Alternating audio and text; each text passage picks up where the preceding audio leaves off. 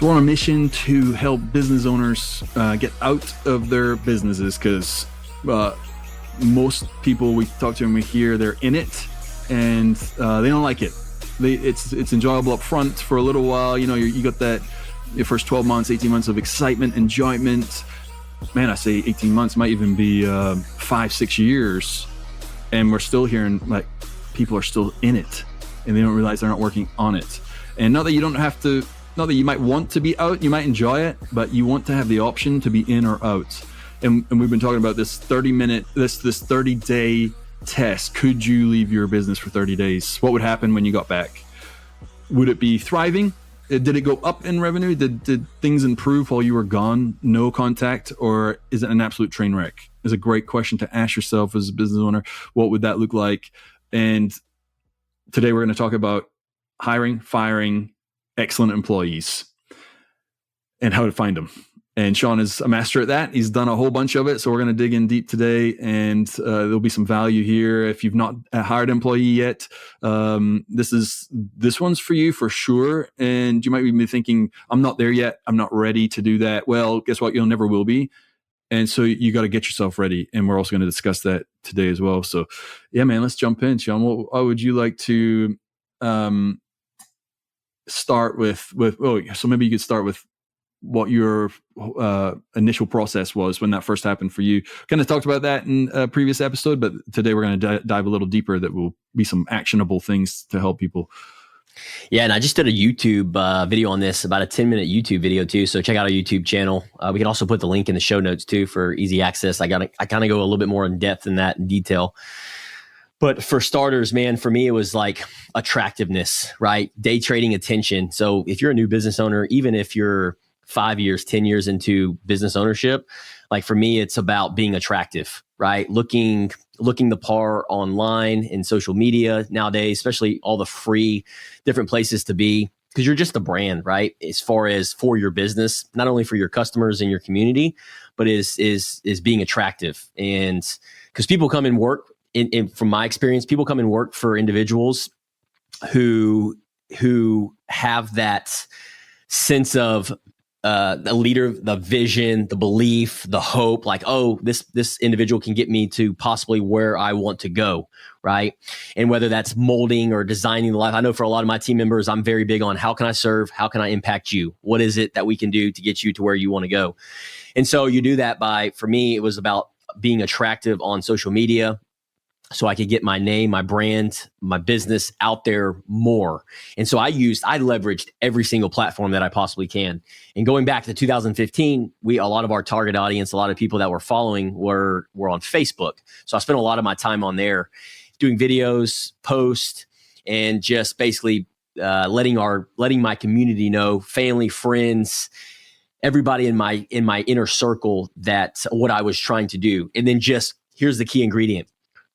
This is what a lot of people miss, is like you can go in ChatGPT, you can go Google and do all these different things, but actually do it. But actually stay consistent with going out there continuously, regularly, that you're looking for hiring. Like you should always, in my mind, like you should always be hiring, like always rolling a hiring post, always letting your family and friends know, always you're at a restaurant, you're in an elevator, whatever it may be, is asking the question, because you never know where somebody may be in their life. Yeah. And so, and I don't know if you want to steer it towards like how we can attract and how we can hire somebody within 30 days or just kind of overall. Maybe a good place to go is to figure out, how do you determine, because someone will know, well, I need this person. I would like to have this handled, right? That one aspect. And so obviously the thought process there is then, oh, well, I'll post for this position, or I'm going to look for that. How do you know that you're looking for the right things, like to make sure that person is going to be the right fit? Like, how do you determine what are the parameters for this person? Because you could have them covering too much, right? And then you're going to hire a person and they're not going to be able to do what it is that you want them to, and it's going to be a bust, right? How did you determine that? Yeah. So early stages when I look at it from two different viewpoints. So if you got a new business owner standpoint from 0 to 12 months, even 0 to first 3 years, and then even somebody from 3 to 5, even 5 to 8 years, right? It's the individual that you are. So typically you're going to attract the people that the person that you are. And what I mean by that is like, I was a business owner my first year, and I was attracting certain types of individuals that come to work to me, meaning like whatever came out of my mouth, whatever the social media post was, whatever how people identified me, that's typically what I attracted inside the office. And so what I meant by that is like, if I came across as like this high energetic guy, charisma, seems to know what he's talking about, believes in what he's talking about, has hope, has belief, then that's the type of people I was going to attract. I didn't know this at the time, of course, but to answer your question, over the years, I've learned that, and if somebody's listening to this as a business owner, is before like you put anything out there, right? And from my experiences, you want to know exactly, you want to have a target audience on who you're looking for that candidate. You want to know and it doesn't have to be this like long drawn out, 2-page summary of like what exactly who you're looking for. It can just be some bullet points. And for me, one was commitment. I love commitment. And that would be the question that I would ask. Are you committed? Okay, what am I committed to, Sean? Well, let's look at the history of your employment, right? They've been with 15 different companies in the last 6 months, right? So are they a committed person? No, not really. Maybe they just haven't found their calling. I don't know, but history typically repeats itself. So for me, commitment was a big thing. And the reason I'm breaking this down before I put anything out there, like I make sure that how I come off video on the post, I attract a certain type of individual on who I want to come and work for us. Right. And so they go through this process in the hiring. And then, there's certain things that key components, keywords like, are you eager? Are you hungry? Are you determined? Are you committed?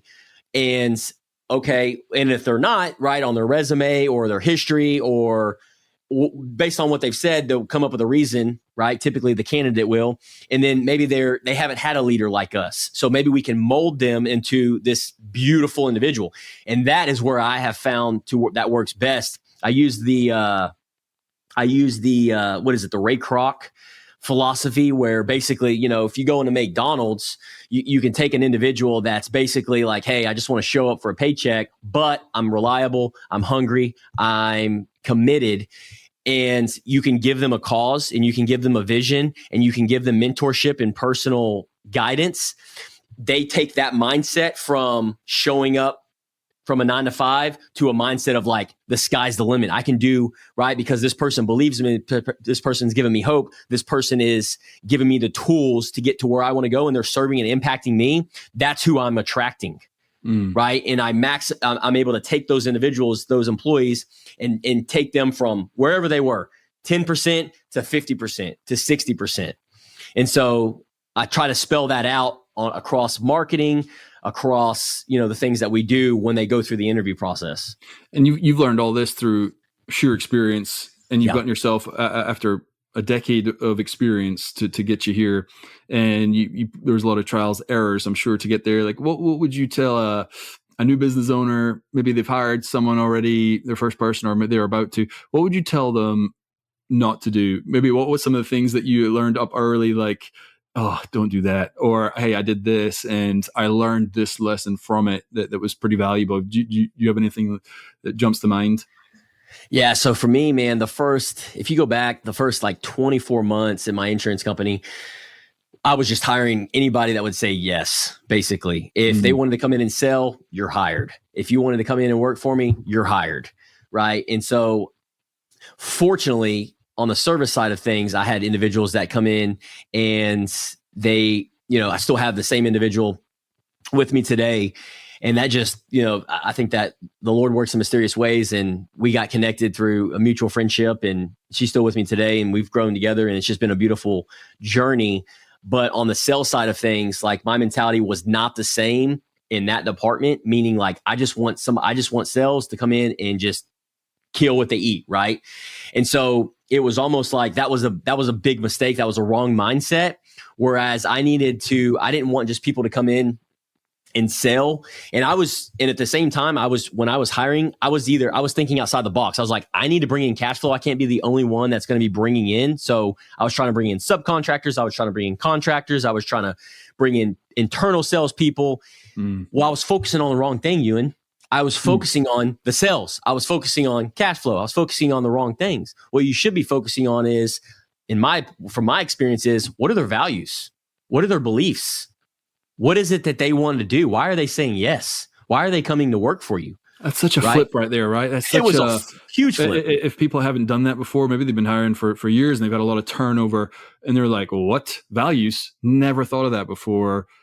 What led you to that? Like, what was the first time you're like, you know what? I'm going to try this values thing out with this person. And then you saw this result. Like, do you remember when that first happened? 100%. Yeah. So the first 12 months, within the first 12 months, I hired my first employee who helped me, Janice, on the service side. And then I hired my first sales guy. He came in. I proposed a proposal as, hey, you come in as a contractor, you sell underneath my code, my agency, blah, blah, blah, all these other things, right? And so that was it. That was the agreement. There was no control. There was there was no, hey, this is our vision. We're aligned together. We're doing it for the bigger cause. Like, it was just basically, you do your own thing. And as long as you're selling, I won't say anything. And so I learned really quickly, like, yes, he's selling, but we're not in unison. We're not on the same page with things. There was frustration. There was attitude. There was, there wasn't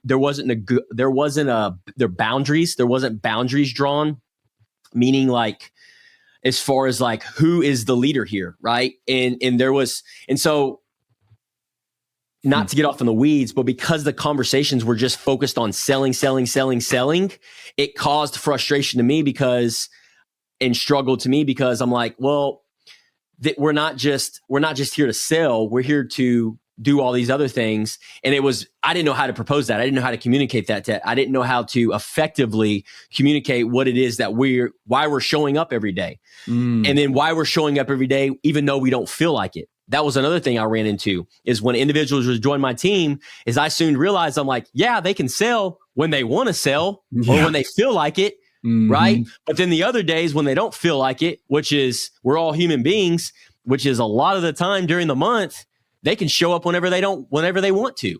Right. Or have an attitude or have, or it just causes a lot of tension because you're working for that employer, you're working for that business for the wrong reasons. And that's a miserable place to be for your employees, right? Like, as a business owner, you have to step outside of what you would want in that case, right? Because otherwise you can become a tyrant.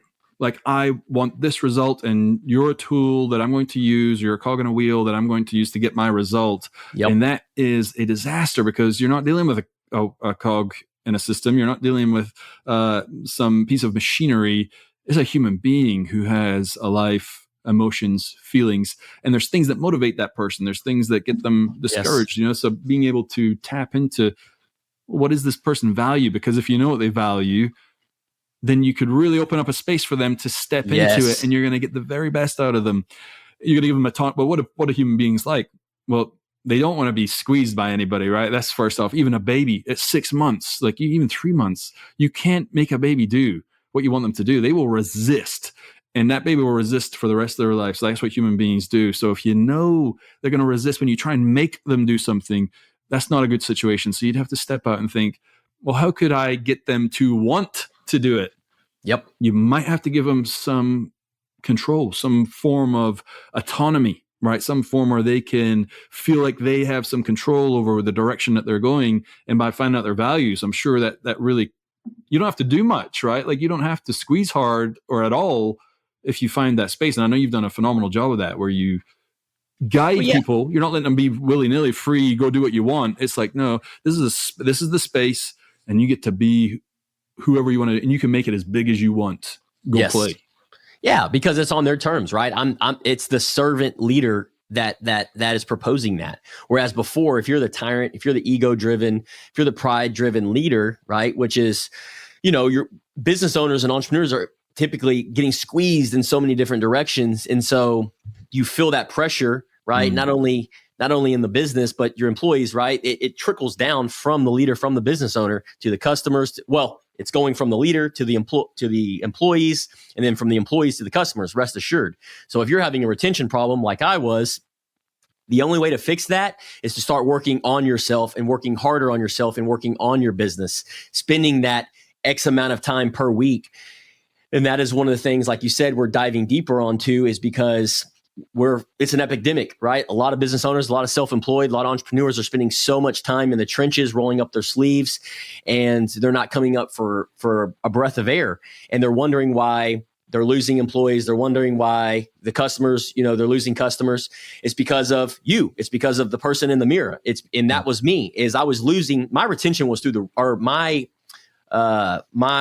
not retention. What's the opposite of retention? Where you lose. Turnover. My turnover was so high. And I speak about it to this day. And we talk about it with my team members. I'm like, man, here I was, 3-5 years in business. I'm like, what am I doing wrong? And I was attracting, again, it goes back to what my comment was. I was attracting, I was a hungry guy. I was an eager guy. So I was attracting those guys. They were just as hungry. But then I was attracting other guys and gals like me because of what I say, like the things that I say and that come out of my mouth as a leader. That's typically what, a lot of your team members, a lot of what people fall in line and they do. So whatever you talk about, wherever your focus goes, wherever your energy goes, that is typically where that is how your team members are playing that as well. It's going to be a really tough pill for people to swallow because, they might be hearing, well, my employees suck. Like they're costing me money. Like if there's any negativity towards your employees, okay, well, what we're saying here is very gently, you got to look in a mirror, right? Because you there's certain things, right? There might be someone that's just bringing an absolute mess, which the owner's still responsible for that because you hired 100%. them, right? They didn't have to be there. You allowed them to be there. But if you've got a quality person or a good hire and they're not motivated, they're got a negative attitude or things aren't quite like there's something, like you said, the bottleneck,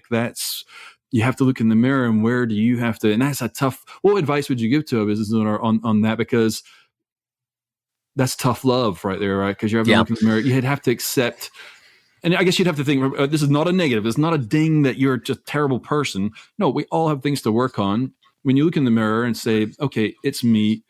The reason I would want to find out what's not good about me that's showing up in my employees or my organization is because if I figure that out, well, then I change, they change. The result is my business grows and my people are happy. So is it worth it to look in the mirror to then swallow that hard pill of what area am I suffering in myself and be honest? And maybe you need an outside party to shed the light on you there. And that's also going to be very difficult. But what advice would you give them to be able to take that courage, have courage to do that? Yeah, it'd be two pieces of advice. The first advice is, the two pieces of advice that I did myself and gave myself was one is looked at myself in the mirror and said, okay, I'm sick and tired of being sick and tired of losing and losing good people. I lost some good people, man. Yeah. But guess what? The people that left, when I say good people to society, they may not have been a good people, but I looked at it from like, I try to see the best in everybody. Right. Yeah. And that's just part of my strengths, God-given talents, like maximizer. And so I took extreme ownership. I looked at myself in the mirror. The reason these people left is because of you, Sean. And when I dissect that and reflect on that, it was just little things, right? It was the micro stuff. It was the things that I was saying. It was the things, I'm a hardcore dude. And so usually if you're a business owner, like, the business owners that I know, if you're a business owner and you're an entrepreneur and you've been in business for 3, 5, 10 years, you typically, if you've been in business over 5 years, you've got a strong backbone. Not for the faint of heart. Yeah, not for the faint of heart. You've got a strong backbone, and I know that shows up, and I know your employees feel that, to this day. But however, there has to be a mutual playing ground. There has to be a mutual understanding. There has to be a mutual respect. And that is where my team members, business partners are today. They know I'm a hardcore driver. They know I'm an ambitious guy. They know I'm an energetic, charismatic. They know all these things, but they also know that where I struggle. And they know that you have their back. I would say that's one of the most important things that conveying that you have the very best intentions for these people. Once they really know that, so even if it is a difficult moment, they would have to say, "Oh, but I know he's always got my back. He's always looking to have the best outcome here." So what he's saying is really, it's he's loving me right now, perhaps, right? Like maybe not those words, but it's a form. Like you're giving them love by having that tough conversation. And if they know that, they're going to accept it so fast. And be like, you know what? You're right. Thank you. You are the guide here, right? You are the boss. You know, you've got the experience. So if you're telling me this, I trust you. I'm not going to resist. I'm going to take this as positive and go do that. And then they're leveling up themselves, right? You're almost like a coach, right? Yeah. Like at that point in coaching them to be a better version of themselves. But it takes that trust though. And you had to earn that they knew that you had their back. It takes the trust by the actions, right? Yeah. Saying the things and then actually doing them. And here's the key ingredient is repeating that week after week after week. And that's the conversations that have to be had is, hey, I'm here to serve you. What can I do for you? And 9 times out of 10, if I ask that question, they're like, oh no, it's all good. Everything's good. Okay. And then, there's other systems and processes you can put in place to make sure it's good, right? What's working, what's not working, taking them to lunch, having a phone call, Zoom call, whatever it may be, and really you send your employees out for massages. I know that, right? 90-minute massages, baby. Man. Yep, yeah, I mean, I hear that and you're like, man, someone's doing that. I remember when I first graduated college and I got my green card, finally got my green card. I could do the first job I could, which was selling cars at Tomball Ford here in Texas. And the leader, he was the GM, and he was a hardcore dude. Reminds me of you, Sean. And he really took me under his wing. And I remember I had I don't know what it was. I pulled a muscle, and he's like, "I'm gonna send you for a massage. Go this." Ended up being this. His name was, I know it was my first massage. It was this guy called Frank. He was a giant, muscular dude. And I was like, I've never done this before, but, which that was his own experience. But the fact that he cared about me, I was like, man, I bled for him, right? Like I would walk across glass because I wanted his approval. I wanted to work hard. And he did that for me because he took me under his wing and he must have learned that somewhere, but he was a hardcore dude as well. So I knew it was serious. So hearing that, it's important, man, like that you look after your people because look what the outcome is. You look after them, they look after you, right? Yes. So we've talked about how to find them, especially local, like really use your network, right? Use social media and warm market to find good people, right? You talked about that. And we didn't really talk about you could go put postings on, out there. I don't know if you've done a lot of that, but I've done Indeed, I've done ZipRecruiter, I've done postings. The best type of individuals and people that I know that are business owners as well, the best type of people that come in are their referrals. I mean, the referrals are the best ones. Because if you're gonna stick your neck out, what point does that stop? Yeah. Like you get so big at some point, like I still think personal referrals is the best way for a big business to grow. Well, think about it. If you got 20 employees, right? That's 20 different individuals that you have in there that are on a common ground of interest, that are on common ground of beliefs, values, mission, vision, and overall the company. If you do it right. Now, if you got 20 hyenas in there, and then, you're going to get, that's going to compound to other hyenas. So that could take over. But if you build this thing right foundationally and you build 5, 10, 15, 20, small business employees, all the employees that are in there, right? Especially a right-hand man, a partner, and you start intentionally being the one that's like, hey, we're hiring. Hey, we're looking. This is who we're looking for. Let's spread, let's share, let's be intentional about recruiting. And then you can throw things on there, right? So I'll share a story. I love this freaking story on how to hire. So I got a couple. Are we talking about that, Ewan? How to hit it, man. Absolutely. So 2 stories, man. So I'm a big believer in like, if I see somebody that's doing a good job on like I'd look for certain traits, right? And this was 2 years ago. And I look for basically like grit, hustle, determined, somebody maybe down on their luck, in other words, like they haven't had a mentor in their life. Cause that was kind of me. I didn't really have 10, 15 years ago. I didn't really have a mentor, somebody to take me underneath my wing. So I look for somebody like that in their body language. And people may be asking like, well, how do you notice that? I don't know. It's just God-given talent. Like I can tell when people are kind of struggling, cause I want to be that guide for them. Yes. And I was at Chewy's with me and my wife, Kendra, and I was sitting there and, still I'm a big believer in like, I'm always hiring. Like I've always been told by mentors, always be hiring, always be looking for winners. Cause you may have to talk to 1,000 people, but if you out of those 1,000 people, one of those may be a part of your dream team. And I've been doing this for the last 10 years and we've built dream teams, right? You get good at that, right?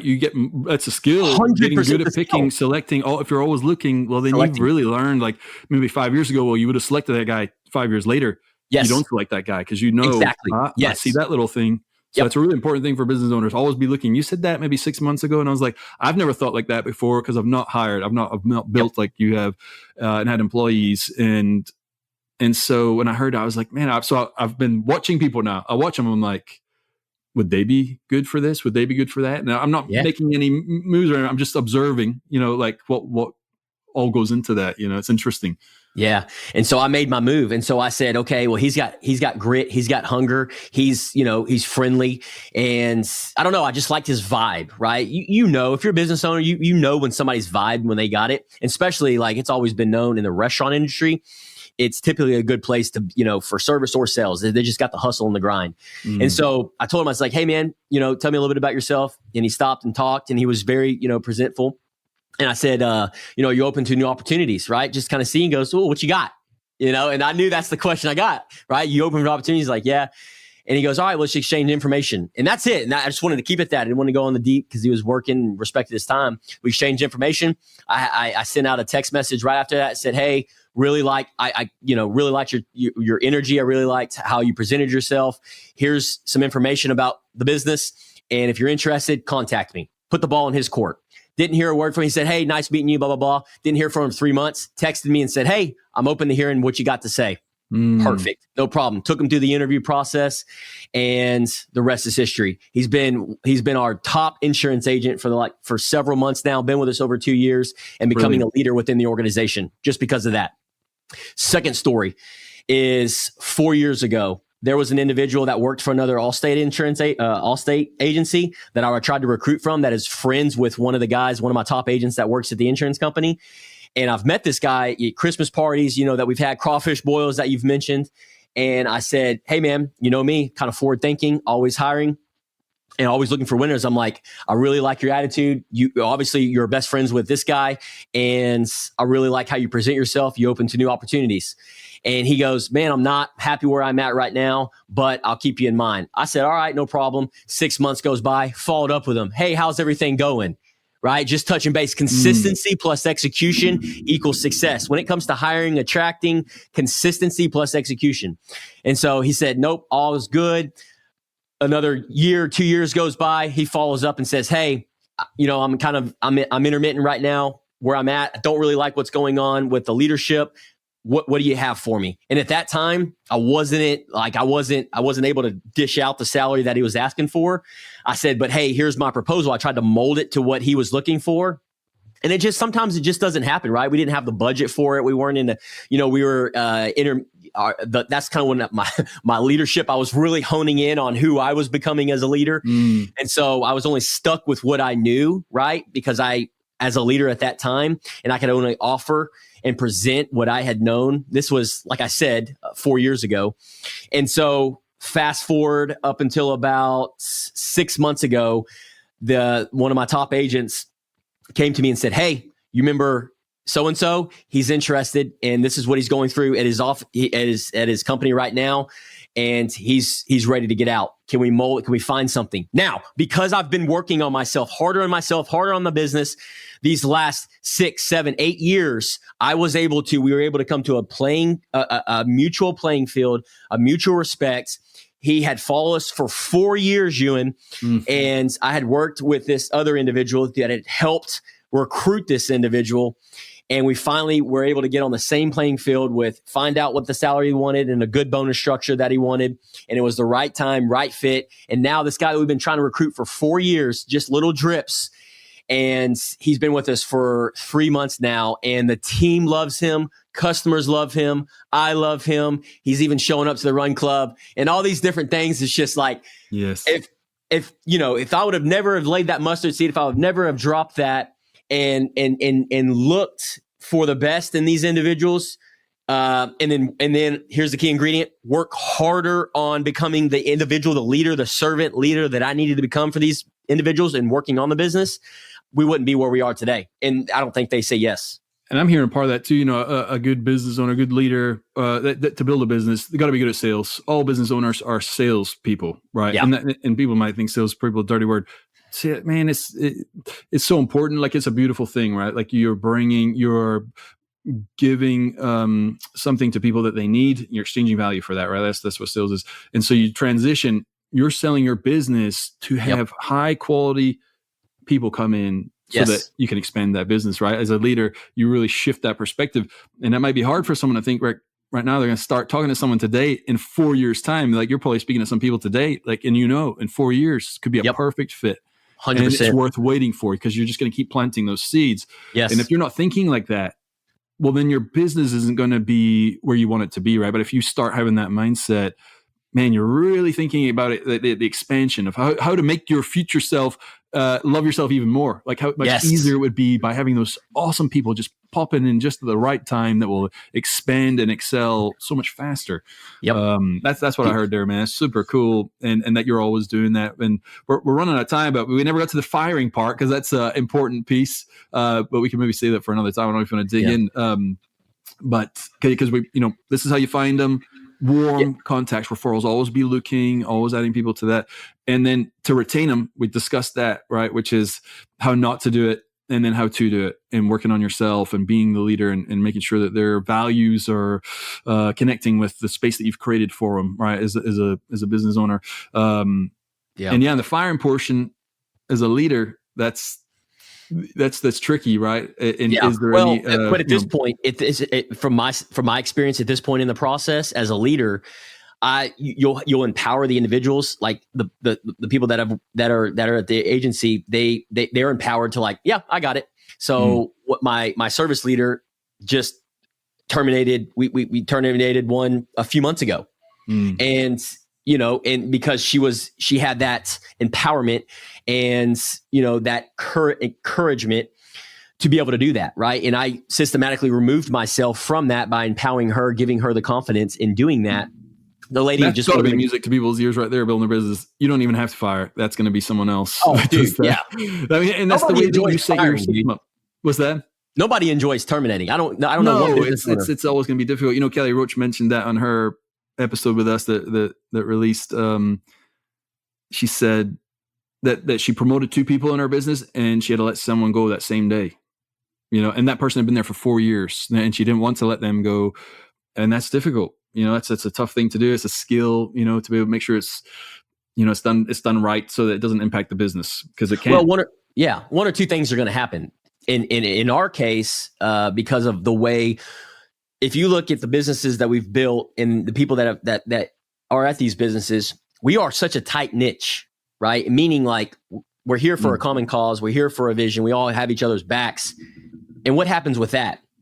The people that are not a good fit are going to weed themselves out. Yeah. And that's what's happened. We don't even have, because I don't like terminating, we don't even have to terminate them. They leave on their own terms, right? It's just a mutual understanding. It's like, hey, this isn't working out. And so a lot of times they'll roll out. And that's what's happened over the last few years. If somebody's not a good fit, they're out. And we find it out in a matter of, we find out within a week, a month.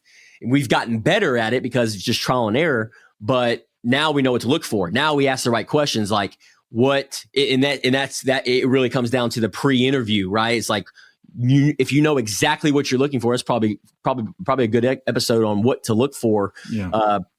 As far as doing pre-interviews and stuff like that in individuals. Well, how do you know what to look for if you don't know what you're looking at in the mirror? Right. Yeah. And that was me. I looked at myself in the mirror. I'm like, well, what is it who are these people that are going to be representing this brand, this company, this business? Do I want to come and work for? Well, I didn't have a clue because I wasn't working on myself or the business. Right. I was spending complex. So much time. That's complex, man. Very complex. It's so easy to stay out here, just find a person, fill the spot. No, man, you have to, like, that's never, when is that easy thing ever happened? Like it takes work, takes effort. Like why is it that only 1% of businesses succeed after the 10-year period? Like very few are still going because the owner, the leader. 100%. That's pretty much it. The thought process that goes through their mind, the steps they took that they could have gone this way and they went that way instead because they didn't do the work. If that's if that's the message that anybody hears, that's the most important thing to take away. Yeah, 100%. Yeah, because then you're, like I said, we said in the last episode, it's like you're the bottleneck in the business. So if you're having high turnover, if you're having attitude problems, if you're having people that showing up late, if you're having people that are leaving early, if you're having people that are making mistakes, if you're having people that are not following the systems and processes, guess who it is? You, not them. It's you. Yeah. Right. And you have to ask yourself and scratch your head and go, okay, well, what am I missing? What am I doing? What am I not doing? Right. It's because there's a blind spot. And, and here at Level Up Live, that's what that's what we will be solving in the future, in these episodes and coming. And I know that's what we're excited to kind of share and roll out, and the things that we're doing is we're honing in, because I want you guys, everybody listening to this, entrepreneurs and business owners that are going through this or resonate with a little bit what we're saying, like, I want you to speed up that process and have the know-how, the blueprint to know to do exactly what to do and do the opposite of what I did, right? And to get to where you want to go, which is the designing the life that you want to live. And you do that by working harder on yourself, your business, than anything else. Level up and live. Level up and live. That was beautiful. Let's go, baby. Let's go.